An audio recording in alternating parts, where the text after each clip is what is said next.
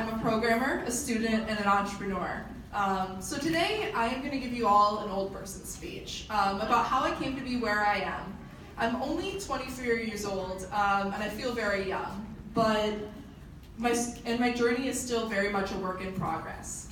And I'm going to apologize in advance if my speech is a little bit mumbled. I made the great decision yesterday of getting my wisdom teeth removed before making a keynote speech.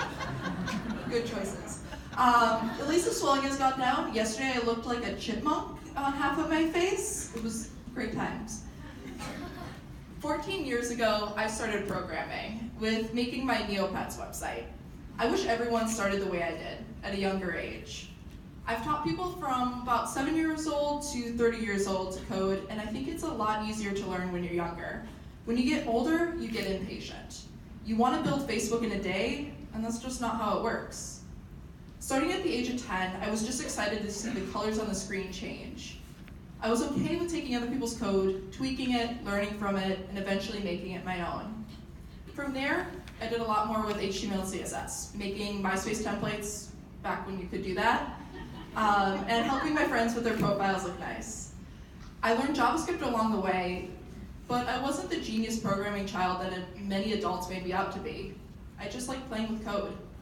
I did some coding camps too, like at the Science Museum, but I never did a long-term program like Technovation. I wish this was around when I was a kid. In high school, I stopped coding as much. Everyone I knew had the same interests as a boy, and they did very little to make me feel welcome. I was always a tomboy, I liked hanging out with the boys, and sometimes I wished I was a boy, just so I could fit in. I also thought technology was all about making video games and Silicon Valley apps. There's nothing wrong with these things, but for me, I wanted to have more impact.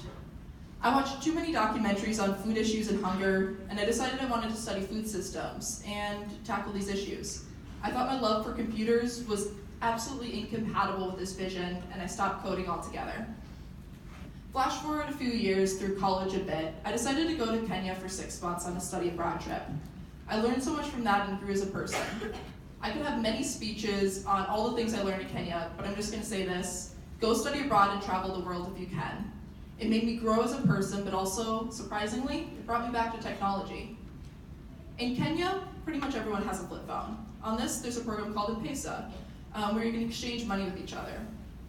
Everyone uses this program, and it's more popular than cash. I saw the ways that Kenya was innovating beyond even what Western countries were doing, and it inspired me to want to be a part of it. And more importantly, I saw how that was improving people's lives. In addition, I worked for a lot of nonprofits and saw massive inefficiencies and wanted to be part of the solution.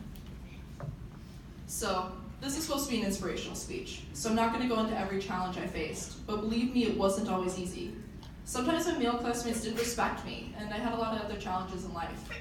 So, right now it's very odd being on the stage in front of so many people. It feels like something that successful people do, and I don't always feel successful. I struggle with depression, ADD, and even PTSD. I haven't got perfect A's, and I'm still very much learning every day. But perhaps that's something that I want you all to know, that you're not going to be perfect, and that's okay. It's okay when you're struggling and need to reach out for help. Sometimes you might get imposter syndrome. Some days you might feel like a genius. Regardless, you all absolutely deserve to be here. Still, I'm living my best life. In less than a month, I'm moving back to Kenya for my dream job. I'm going to be a software developer at an agriculture testing facility where I'm going to help fight against hunger. Woo!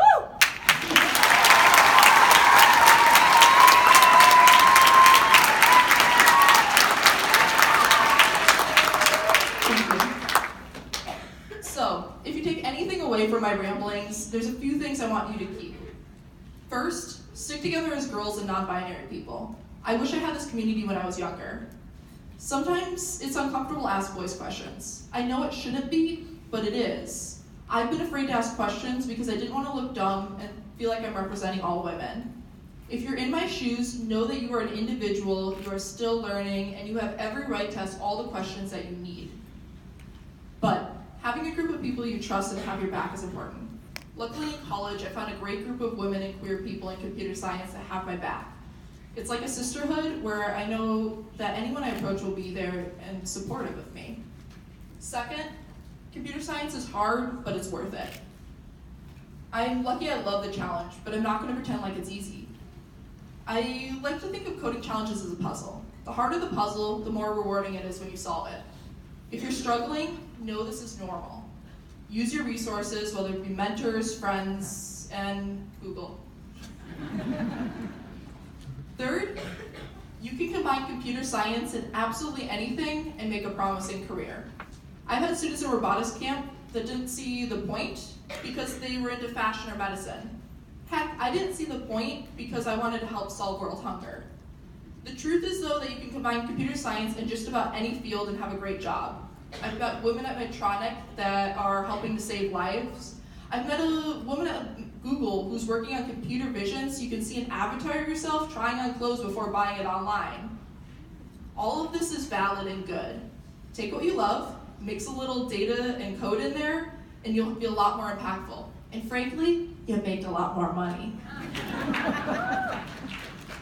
So, what fuels me to study computer science might not be what fuels you, and that's okay. Find the reason and the impact that you personally want to make. Fourth, don't feel the pressure to be best at everything all the time. It's great to feel driven, but don't let it weigh on you. I've been told to always be better than the boys, and sometimes I was, and sometimes I wasn't. This doesn't mean that you or I don't deserve to be here.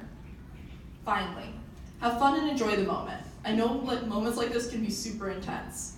I've had plenty of competitions for my company, and I've won some and I've lost some.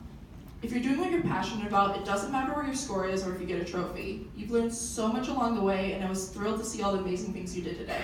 Keep working hard and enjoy your time here. Thank you.